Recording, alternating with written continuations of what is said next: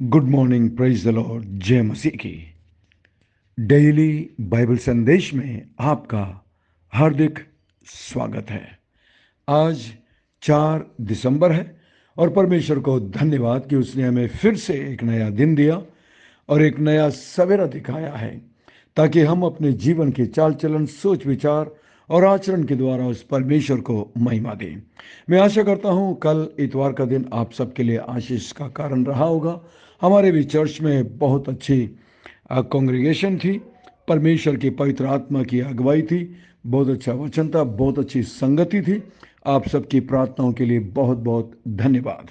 मुझे अपनी प्रार्थना में ज़रूर याद रखिएगा। पिछले एक सप्ताह से मुझे खांसी, जुकाम और गले में खराश है, जिसकी वजह से आप सुन सकते हैं मेरी आवाज़ में थोड़ी फ़र्क है। प्रार्थना करिए ताकि प्रभु अच्छा करे। आज की तारीख के अनुसार आज हमें गलातियों की किताब 1 अध्याय और उसकी 11वीं आयत से पढ़ना है।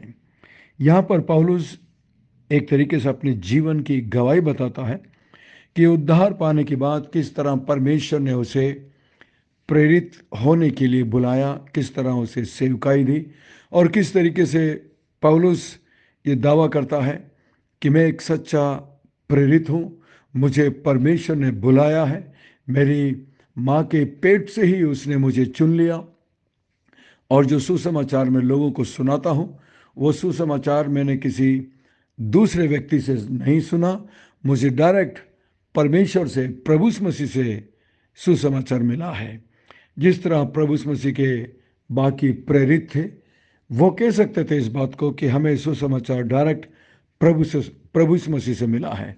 उन्होंने किसी और से नहीं सुना, बल्कि प्रभु मसीह से सुना और लोगों को सुनाया। ये बात आज आप और मैं नहीं कह सकते। हमें डायरेक्ट सुसमाचार नहीं मिला, हमें किसी न किसी के द्वारा सुसमाचार पहुंचाया गया है। आइए हम पढ़ेंगे 11 आयत। हे भाइयों, मैं तुम्हें बता देता हूं कि जो सुसमाचार मैंने तुम्हें सुनाया है वो मनुष्य का नहीं, क्योंकि वो मुझे मनुष्य की ओर से नहीं पहुंचा और न मुझे सिखाया गया, पर यीशु मसीह के प्रकाशन से मिला है। पौलुस इस प्रकार दावा करता है कि वो एक प्रेरित है, क्योंकि गलातियों के कुछ विश्वासी लोग, कुछ अन्य जाति के लोग पौलुस के इस प्रेरिताई पर संदेह जताते थे।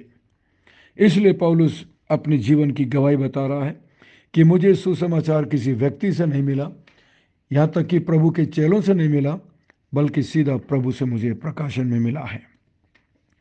13 में वो बताता है कि किस तरह यहूदी मत में जब वो था तो उसका चाल चलन कैसा था, किस तरह वो प्रभु की कलीसिया को सताता था।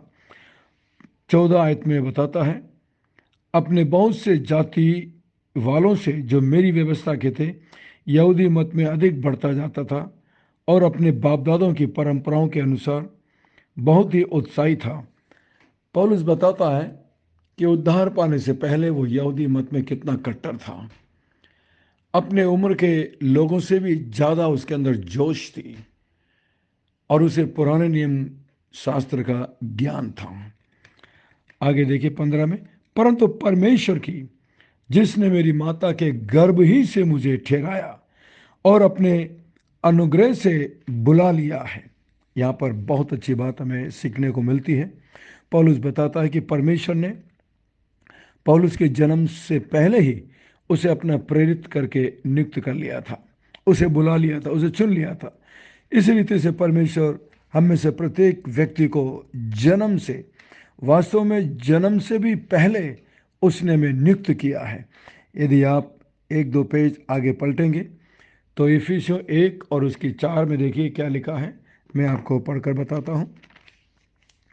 पौलुस इफिसियों के विश्वासियों को लिखते हुए कहता है 1 अध्याय और उसकी 4 में, जैसा उसने हमें जगत की उत्पत्ति से पहले उसमें चुन लिया कि हम उसके निकट प्रेम में पवित्र और निर्दोष हों। यहाँ पर पौलुस कहता है कि उसने हमें, हमें का मतलब ना केवल पौलुस को, जितने लोग इस पत्री को पढ़ेंगे उसमें आप और मैं भी शामिल हूँ, उसने हमें जगत की उत्पत्ति से पहले चुन लिया है। इसलिए याद रखिए, आप यदि एक मसीह हैं तो ये अचानक से नहीं है। आप जरा सोच कर देखिए, आप ही के परिवार में ऐसे बहुत सारे लोग होंगे जो सुसमाचार से दूर है, परमेश्वर से दूर है, जिन्होंने अभी तक उद्धार नहीं पाया है। लेकिन आप जरा अपने बारे में सोचिए, कैसे अद्भुत तरीके से प्रभु ने आपको चुना, आप पर दया की और आपको उद्धार दिया, आपको अपना बेटा और बेटी बनाया। कितना अद्भुत बात है। उसने हमें क्यों बुलाया, जरा सोचिए। सबसे पहले उसने हमें इसलिए बुलाया है ताकि वो हमें उद्धार दे सके, हमें हमारे पापों से बचा सके, हमें अपना पुत्र बना सके, हमें अपना बेटा बेटी बना सके। उसने हमें इसलिए बुलाया ताकि हमें अपना संतान बना सके, अपना लेपालक संतान बना सके, जिस तरह इफिसियों 1 और 5 में आप पढ़ सकते हैं। और उसने हमें इसलिए बुलाया है ताकि हम उसके काम को कर सके। परमेश्वर जब बुलाता है तो उसके पीछे एक उद्देश्य होता है, उसके पीछे एक मकसद होता है। परमेश्वर ने जहाँ पर भी आपको रखा है, एक मकसद से रखा है। आप कहते होंगे मेरे परिवार के बाकी लोग क्रिश्चियन नहीं हैं, मेरे पड़ोसी क्रिश्चियन नहीं हैं, मेरे दोस्त क्रिश्चियन नहीं हैं, आपके रिश्तेदार में कुछ लोग क्रिश्चियन नहीं हैं। कोई बात नहीं, लेकिन प्रभु ने आपको चुना है ताकि आप उनके लिए ज्योति बन सके। आप उनके सामने एक अच्छी गवाही रखिए ताकि वो आपके जीवन को देखकर वो सच्चे परमेश्वर प्रभु यीशु मसीह पर विश्वास कर सके। और आगे देखिए 18 में, फिर 3 वर्ष के बाद मैं कैफा से भेंट करने के लिए यरूशलेम गया और उसके पास 15 दिन तक रहा, परंतु प्रभु के भाई याकूब को छोड़ और प्रेरितों में से किसी से नहीं मिला। जो बातें मैंने तुम्हें लिखी हैं, देखो परमेश्वर को उपस्थित जानकर कहता हूँ कि वह झूठी नहीं है। इसके बाद मैं सीरिया और किलिकिया के प्रांतों में आया, पर यहूदिया की कलीसियाओं ने जो मसीह में थी मेरा मुंह कभी नहीं देखा था, परंतु यही सुना करती थी 23 में कि जो हमें पहले सताता था, मारता था, वो अब उसी विश्वास का, सुसमाचार का प्रचार करता है।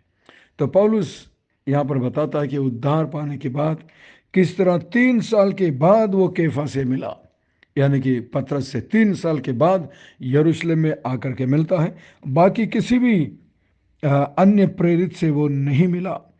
15 दिन तक वो यरूशलेम में रहा और उसके बाद वो प्रभु के भाई याकूब से विशेष करके जाकर मिलता है। तो इस तरीके से पौलुस बताता है कि मैंने सुसमाचार किसी व्यक्ति से नहीं, परमेश्वर प्रभु यीशु मसीह से सीधा प्राप्त किया है और परमेश्वर ने मुझे अपनी सेवा के लिए बुलाया है।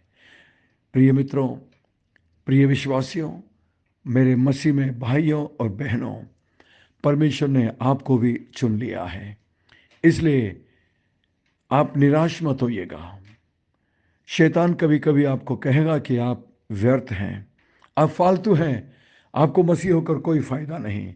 आप शैतान की इन बातों का विरोध करिए और उसे इफिसियों 1:4 पढ़कर बताइए कि परमेश्वर ने मुझे जगत की उत्पत्ति से पहले चुना है, उसने आपको चुन लिया है। चुना है, क्यों चुना है? ताकि वो आपको उद्धार दे सके, पापों की क्षमा दे सके, आपको अपना बेटा बेटी बना सके और आपको जीने का एक मकसद दे सके। और वो मकसद है, जहाँ पर भी प्रभु ने आपको रखा है वहाँ पर आप प्रभु के लिए चमकिए। परमेश्वर आपको इस वचन के द्वारा आशीष दे। आइए हम प्रार्थना करें। स्वर्ग में विराजमान जीवित और जिंदा परमेश्वर, अनुग्रहकारी दयालु पिता, धन्यवाद आपके प्रेम के लिए, धन्यवाद आपकी आशीषों के लिए, धन्यवाद आज के वचन के लिए, आज के आश्वासन के लिए प्रभु, कि आपने हमें जगत की उत्पत्ति से भी पहले चुन लिया है। कितना अद्भुत परमेश्वर है, कितनी बड़ी दया है प्रभु। हम तो इस लायक नहीं थे, लेकिन आपकी दया हम पर हो, इसके लिए तेरा धन्यवाद। मान परमेश्वर, अब आपने हमें जहाँ पर भी रखा है वहाँ पर हम तेरे लिए चमक सकें। मैं प्रार्थना करता हूँ इस वक्त जितने लोग मेरे साथ इस प्रार्थना में जुड़े हुए हैं, प्रत्येक पर अनुग्रह करना, प्रत्येक पर दया करना। मान परमेश्वर, दया कर प्रभु। मैं विशेष प्रार्थना करता हूँ, सिस्टर सुनीता ने जो प्रार्थना निवेदन हमें दी है, लीजा नाम की जो एक बहन है प्रभु जी, उनके दोनों बच्चों के लिए और उनके लिए हम प्रार्थना करते हैं।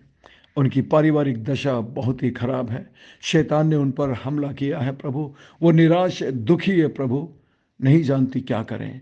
आप उन्हें मार्गदर्शन दीजिए, अपनी पवित्र आत्मा के द्वारा उनकी अगुवाई करिए प्रभु, ताकि वो आप जैसे सच्चे परमेश्वर को जान सके, उसके जीने का एक मकसद मिल सके।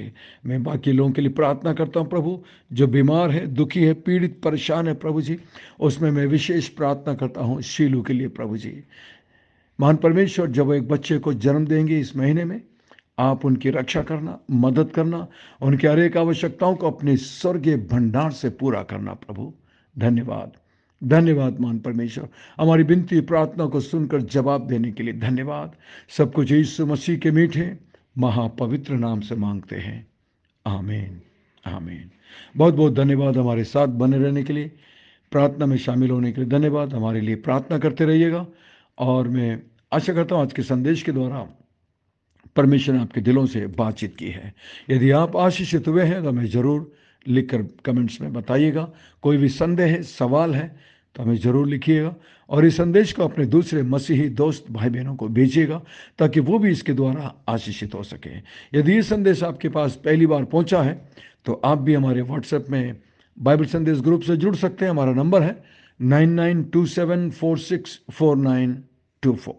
Pastor Mani Thomas, Emmanuel Believers Church, Agra. हम आपसे प्रेम करते हैं, आपके लिए प्रार्थना करते हैं। आप भी हमारे लिए प्रार्थना करिएगा। अंत में सवाल है, उद्धार पाने के बाद पौलुस जब 3 वर्ष के बाद यरूशलेम में आया तो प्रभु के एक भाई से मिला था, तो उस भाई का नाम क्या है? प्रभु के उस भाई का नाम क्या है जिससे पौलुस यरूशलेम में उद्धार पाने के बाद आकर मिलता है? परमेश्वर आपको बहुत बहुत आशीष दे। We love you. God bless you. Have a great day.